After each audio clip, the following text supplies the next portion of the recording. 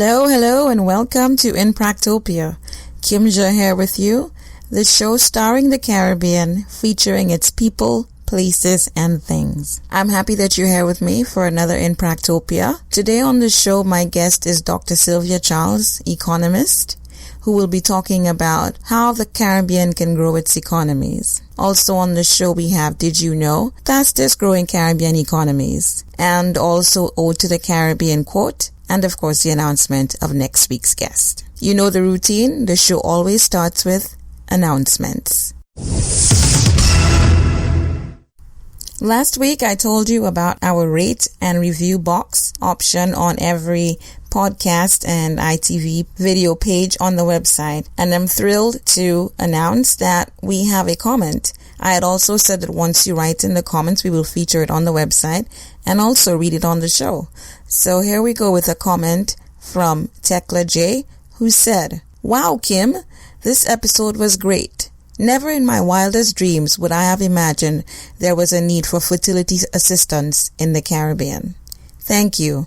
This was very informative." Tekla was referring to the episode on medical tourism, my interview with Dr. Juliet Skinner, director of the Barbados Fertility Center. So I'm glad we were able to bring that piece of informative information to you. Thank you so much for sending us your comment. Also, we've gone past 10 shows. So, this is good for me. This is good for us.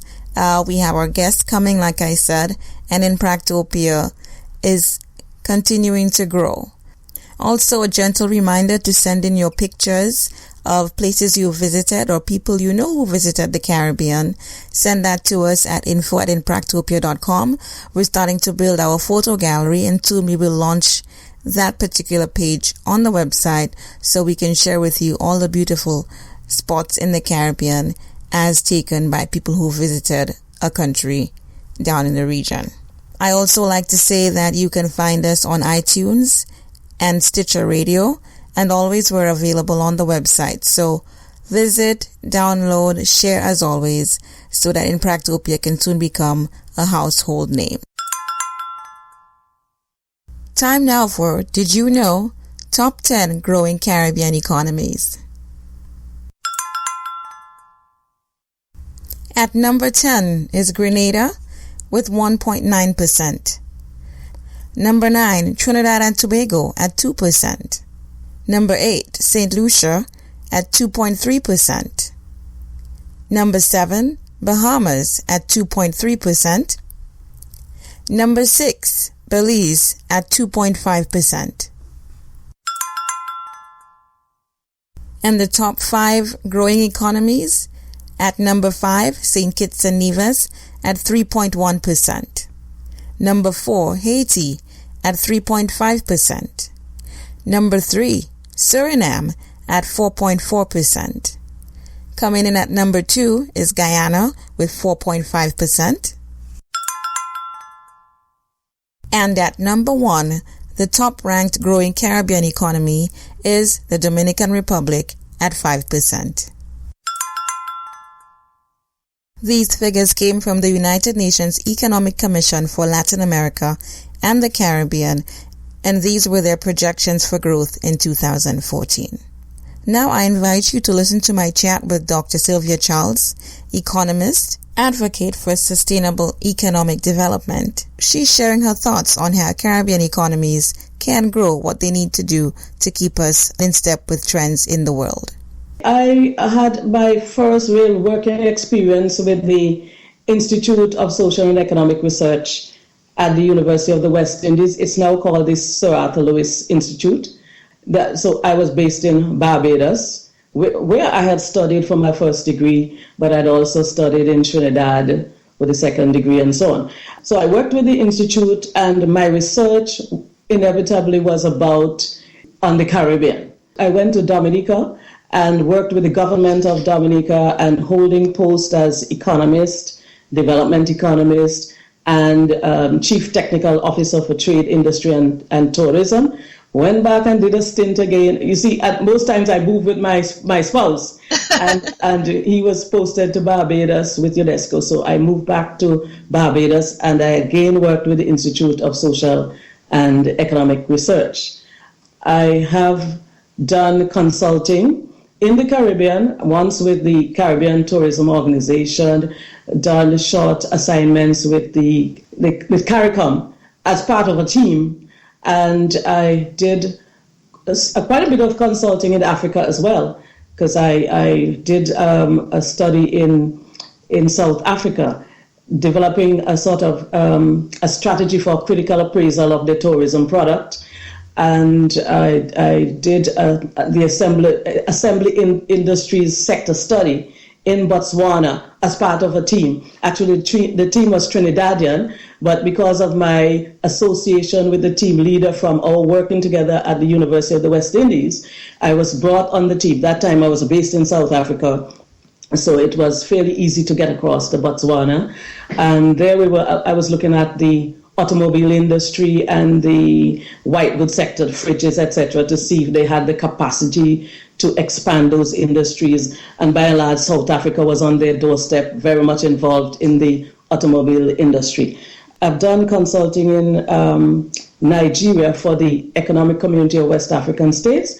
And that was sort of different because I was like an economist, bringing my slant to the process of gender policy development and gender strategic framework. My partner then was a Ghanaian she was in the reproductive field, so she brought the social aspect, and we jointly developed the gender policy for West Africa.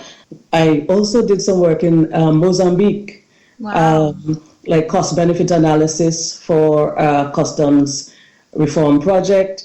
A client survey for the World Bank there, things like that. Wow. So I've done quite a bit of consulting. More recently, after leaving Africa, I did a 2-year assignment in Grenada, coordinating their National Development Strategic Plan, being the company of a physical planner, and by the way, she was from your country, St. Lucia, and a historical architect, engineers, and so on, and social development experts.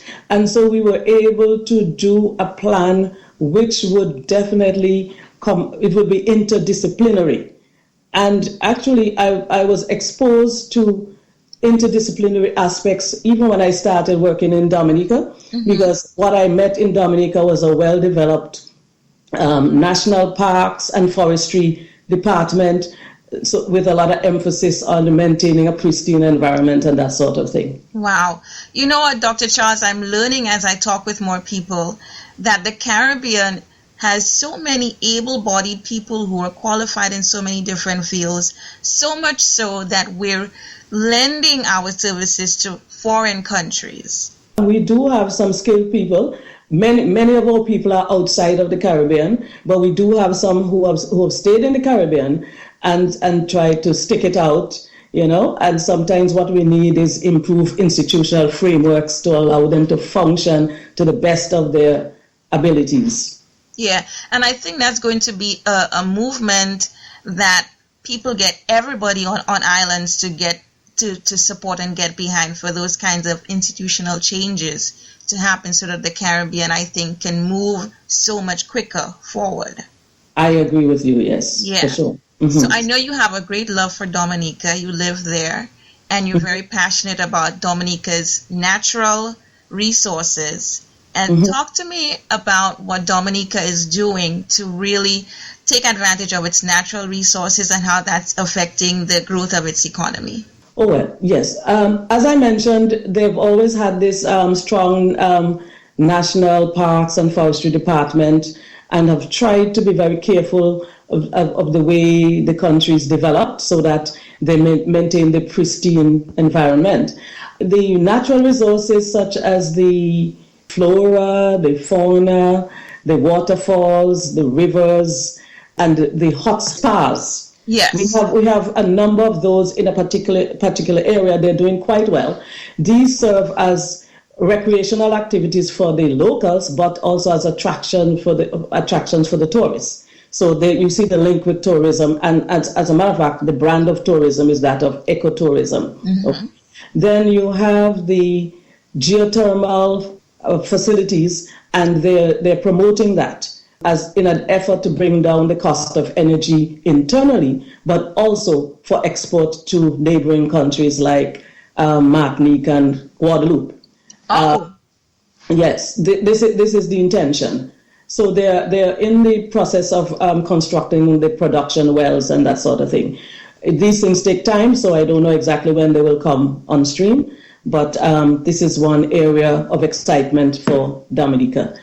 Well, of course, the land is an input into the agricultural sector, and Dominica has traditionally been an agricultural economy.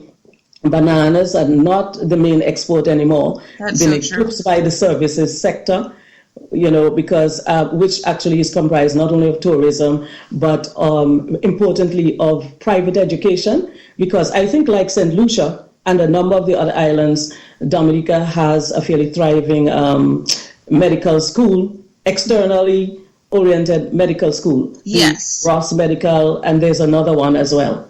So these are the types of things that Dominica is doing. Oh, water, one of our important natural resources. This is being bottled, some of it exported. So I think that Dominica has done a fair job in trying to use its natural resources for its development.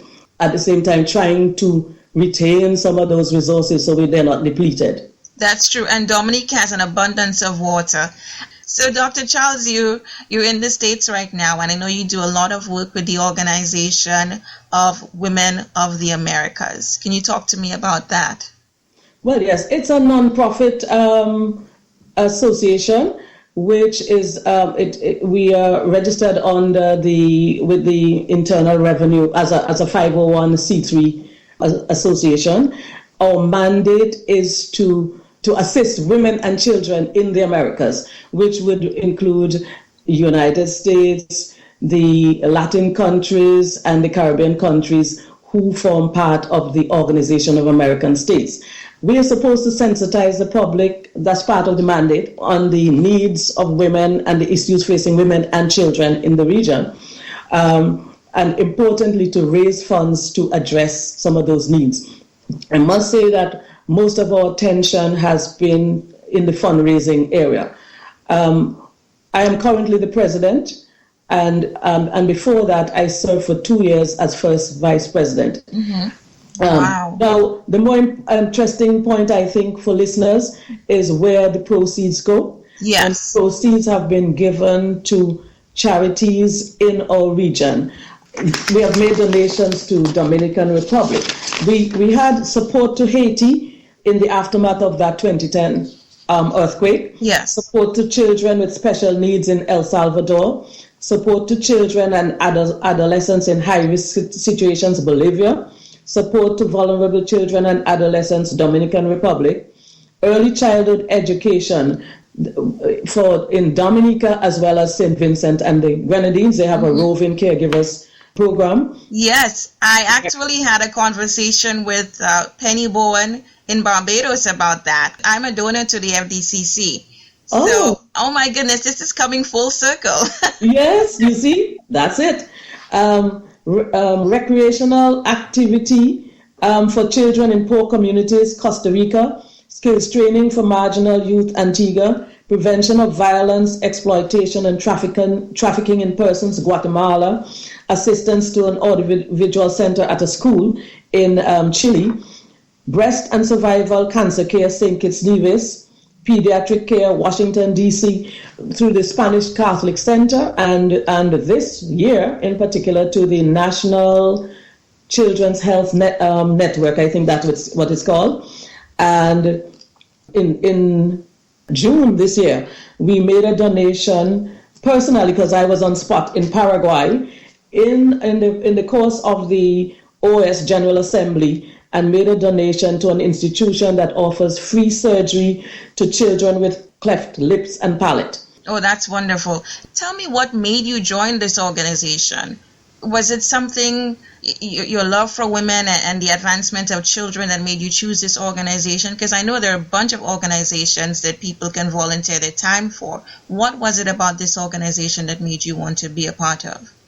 Well, firstly, it's the membership is open to female ambassadors, spouses of ambassadors, other persons designated by their missions, those accredited to the OAS, and you have associates as well.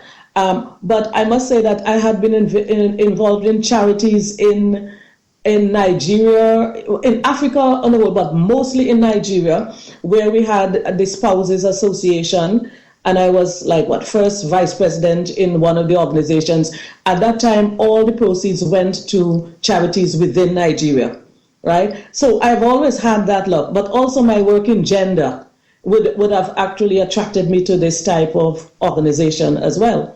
So, so I'm representing Dominica when I participate in that activity, you see? But there are many reasons why I'm drawn to it and participated so fully. Okay. Would you say that that women and children in general in the Caribbean are on a positive growth development path? I would think that there's always more that can be done. From my experience, say, in Dominica, you do have, and not only Dominica, when it comes to education, women's in most of those islands outnumber men at the secondary school level, even at the university level at one time when I had checked the statistic, and probably it's still the same. So that women, there's no problem impeding girls from education in the Caribbean. That's one. At the workplace, you also have quite a few women, taking the places that we would say probably are reserved in some other countries for men. So we don't have that kind of difficulty. But there's some subtle problems, like how women and men negotiate certain things. I think these are some of the issues that we have in the Caribbean. And I know, Dr. Charles, you have some thoughts on how Caribbean countries can further grow their economies. Would you mind sharing that with me? First, I would like to preface it by saying that there was a time when the Caribbean was growing in a robust manner. As a matter of fact, the World Bank had done a study in 2005, and I think it was called A Time to Choose, and they had indicated that at one point, some of the islands were doing so well that they were catapulted into the category of middle-income countries, and they were able to promote a high level of human development. But that was during the 60s and 70s. But by the 80s and 90s, our growth rates had begun to decline, and our productivity levels had lowered. So they were saying it was time for action. Now, prior to the global crisis, we had, modest growth rates. But as you are fully aware, the crisis has really rocked us back. Yes. And right now we seem to be on a path of low growth, some countries low growth. And so we have to wonder, how can we improve the situation? And as a matter of fact, in the World Bank study had indicated that one of the reasons for the low growth was that the burden of growth rested on the public sector. Our private sectors are small, and particularly in the OECS countries, very small private sectors. So I think there's room for an economic intelligence function. In other words, we have to have units within each country, and probably at the level of the OECS, because the OECS is a regional organization, and at the CARICOM level as well, some intelligence, economic intelligence mechanism, so that people look at trends to see what markets are open, because you see it's a dynamic situation, so things are shifting all the time, and to see where the opportunities lie. Yes. Definitely. We have to, and I think some of this is ongoing now, probably at the East Caribbean Currency Union, which is based in St. Kitts. I know Sir Dwight has been talking also about trying to grow the private sector, and that is definitely an issue. How does one grow the private sector and establish business support services for the promising small and medium enterprises and things like that? We have to look for niches, and if we're selling products, because there's a myriad of products out there, how do we differentiate ours from others so that we really lock in markets? Now, we also have to address supply constraints, because what you find is that sometimes we get a market for a product, but we are not able to meet the supply on a regular basis. That's true. And we have to be proactive in meeting the standards that are required by the marketplace. There are a number of these marketing agreements that we have signed into, and some of the procedures may be complicated, but our trade officers, I suspect they may be knowledgeable about them, but they now need to sit with the firms and help take them through the procedures. There's need for pooling resources across the region. Firms probably should link up across the region so that they're able to address the supply question, they're able to pool their resources and invest in research and development. I do think that with the way CARICOM is opening up itself into island-wide, people can move around for travel and investment. Do you think that those negotiations and how we're opening up ourselves, is that going to be able to take care of some of the growth issues that we're suffering from? It would help. It would help. But what we need for our persons at the border to respect the agreements, because sometimes you still find difficulties in those areas. We have to build supportive institutional frameworks, both in the public and private sectors, because sometimes you find there's this disconnect between, let's say, political directorates and their senior management, and between the senior management and the technocrats and with the middle management. So what you need is sort of partnerships and unity of purpose. And I say this from my experience in a number of countries. Not singling out any particular country. If we have the institutional frameworks that can then allow talent to flourish and support creativity and innovation, and of course creativity, some of it is innate, but some of it can grow because of the support that is given. Yes. We will find creative persons, will identify the types of activities that we can move into. And so that is my hope for the Caribbean. I support that, and I really believe that, especially when you talk about the creative aspect of that can be developed, whether it's innately or something that happens over time, when you can actually see the potential or that creativity coming out.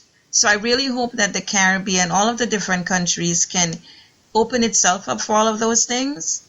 And then I believe that the Caribbean, because of who we are, we can turn things around, but over time. Over time, and yes. It would seem like it happened overnight, because we had a whole bunch of people, everybody on board in actually making that happen. We do. We have to have everyone on board. And people must feel that they have opportunity to do the things that would make them happy, the things that would motivate them. That's what makes a person want to be excited about going on the job. That sort of thing. Yeah, we need that excitement in the Caribbean.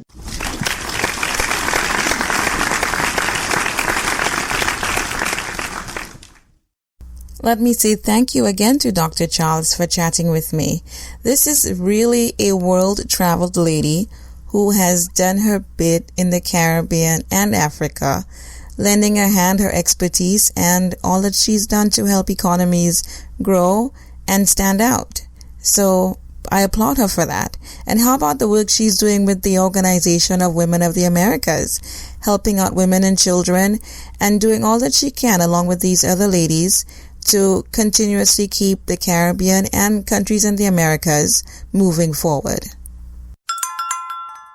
This week's Ode to the Caribbean quote comes from Elliot Abrams, who says legislation for the Caribbean basin has led to more jobs in the Dominican Republic. Hey, if it means better social and economic power for people, count me in for that. That's our show for this week. Thank you for staying throughout. Next week, my guest is Miss Nalo Hopkinson, award-winning author of science fiction and fantasy novels. Don't forget to follow us on Twitter, like us on Facebook, download the podcast on iTunes and Stitcher, and I'll see you next time, right here in Practopia.